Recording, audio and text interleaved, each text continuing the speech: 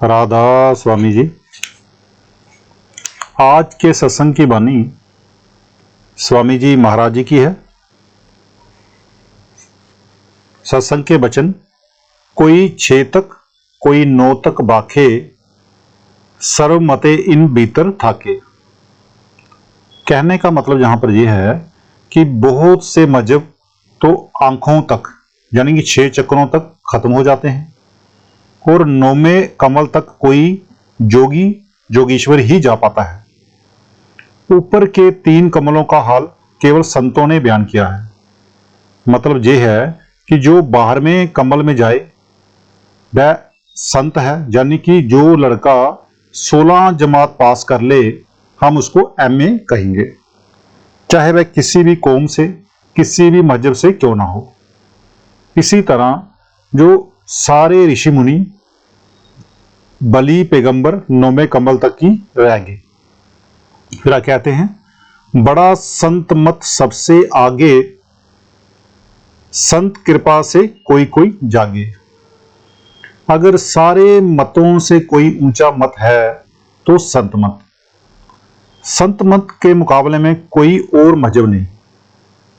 ये सिस्टम, ये सिलसिला जो बताया गया है सबके अंदर मालिक ने रखा हुआ है, मगर जब तक कोई पूरा संत, पूरा गुरु, पूरा सतगुरु ना मिले इन तीनों कमलों का भेद नहीं मिलता।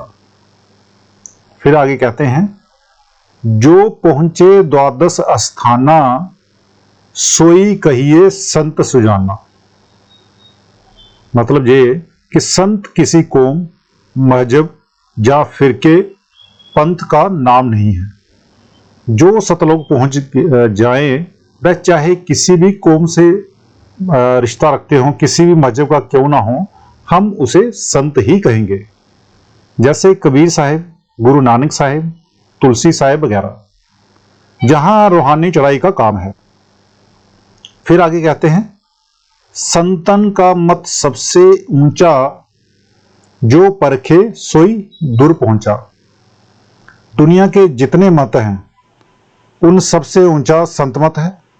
जो अभ्यास करके जहां पहुंच जाए वही इस रमज यानी इस वेद को समझेगा और वही इसकी कैफियत बयान करेगा। ये मन और बुद्धि का मजमून यानी कि विषय नहीं, ये अभ्यास का काम है। ऐसा ऊंचा कलाम संत ही कहते हैं। दादू साहब कहते हैं, वेद ना वेद बेश नहीं जानत, कौं देत ना हामी। जब दादू जी ऊपर रूहानी मंडलों में पहुंचे तो कहते हैं कि जो बेशी हैं वे मानते ही नहीं, और वे ये भी नहीं कहते कि दादू जो तू कहता है ठीक कहता है, यानी उनको खबर ही नहीं। फिर आए कहते हैं, पहुंचे कि क्या करूं बड़ाई, सब मत उसके नीचे आई। जब ये रूह सतनाम सतलोक में चली जाती है तो ये सभी मजहबों की चोटी पर पहुंच जाती है। हर एक इंसान के अंदर ये दौलत मौजूद है, लेकिन निकालना ना निकालना इस पर निर्भर है। जिस तरह किसी के घर में लाखों करोड़ों रुपया दबा हुआ हो, वह निकाले या ना निकाले ये उसकी मर्जी है। फिर आगे कहते हैं, जो मन में प्रतीत न देखे, तो कबीर गुरु बानी पेखे। अब हुजूर स्वामी जी महाराज फरमाते हैं कि अगर हम पर यकीन नहीं तो कबीर साहिब, गुरु नानक साहिब वगैरह की बानी देखो, वे सभी यही कहते हैं। फिर कहते हैं, तुलसी साहिब का मत जोई, पलटू जगजीवन कहें सोई। जो हम कह रहे हैं तुलसी साहिब, पलटू साहिब, जगजीवन साहिब भी यही कह रहे हैं, यानी सबका ख्याल एक ही है। फिर आगे कहते हैं, इन संतन का देवों परमाना, इनकी बानी साख बखाना। कहते हैं कि इन संतों की बानी हम गवाही के तौर पर पेश करते हैं, यानी जो स्वामी जी कहते हैं वही वे महात्मा भी कहते हैं। फिर आगे कहते हैं, जोग ज्ञान मत इनु बाखा, पुनी संतन मत ऊंचा राखा। कहते हैं जिन संतों के नाम हमने जहां बताए हैं उन्होंने योग भी किया, अभ्यास भी किया, मगर आखिर संतों के जरिए ही ऊपर सतलोक में पहुंचे।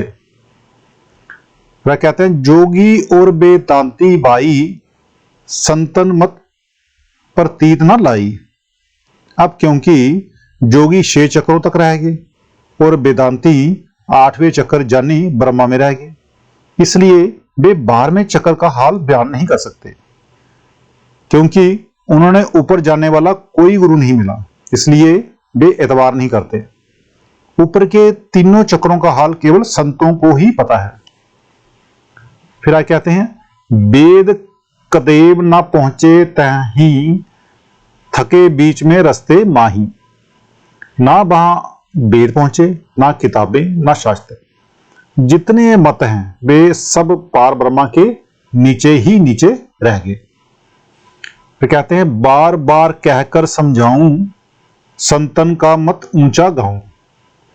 अब हुजूर स्वामी जी महाराज फरमाते हैं कि मैं बार बार कहता हूं कि दुनिया में अगर कोई ऊंचे से ऊंचा मत है तो संत मत है।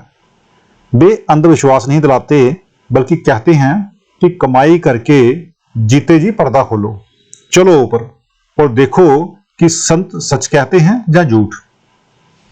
फिर आगे कहते हैं, जो प्रतीत ना लाभे जाकी, जानो काल ग्रसी बुद्धि बाकी। अब संत कहते हैं कि आप जीते जी साधना करके पर्दा खोलो और देखो कि संत सच कहते हैं या झूठ। जो संतों की बात पर विश्वास नहीं करता तो ये समझो कि उसकी बुद्धि काल के अधीन है। फिर कहते हैं, वे कहां जाने मत संतन को, एक मिलावे कांच रतन को।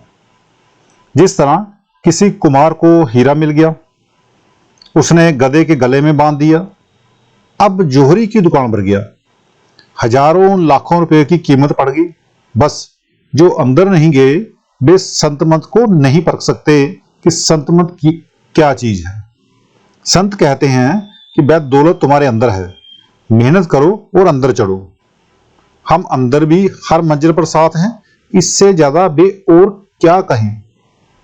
फिर आगे कहते हैं, उनसे जे मत खोल ना कहिए, सैन जनाए मौन गही रहिए।